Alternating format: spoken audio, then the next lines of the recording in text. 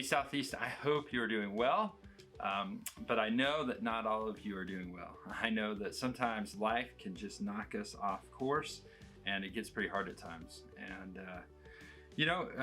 when we get into a trial, when we get into a tribulation, sometimes what happens is we start believing the wrong things, we start reaching for the wrong things, we start doing the wrong things. We just if we're not grounded in Christ, if we're not grounded in our faith, when trials hit, man, they can really hit us off course.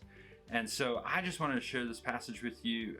We're going to be starting a new sermon series this Sunday, the 18th. Yes, that's Father's Day, but it's called True North, a study through the book of James. And I want to read this passage in James to you. It says this: "Count it all joy, my brothers, when you meet trials of various kinds, for you know that the testing of your faith produces steadfastness.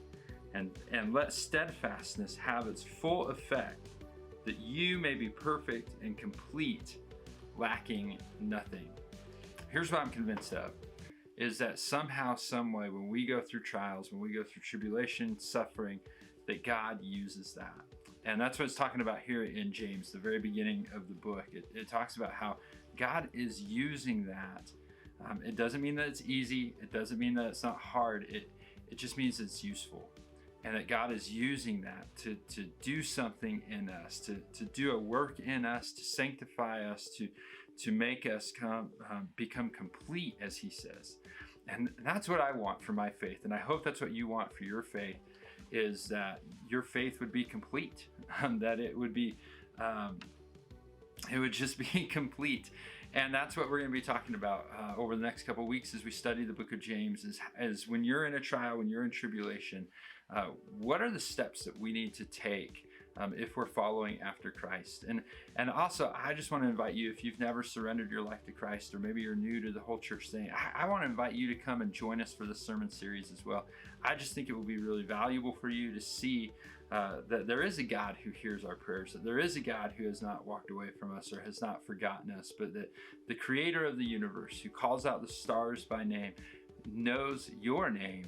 And he will use the trials and the suffering that you're going through to change you, to mold your life, and ultimately to give him glory. So I want to invite you to that. Hey, this week, Friday the 16th, I just want to make sure that you know it is our summer kickoff. Make sure that you come. It starts at 6.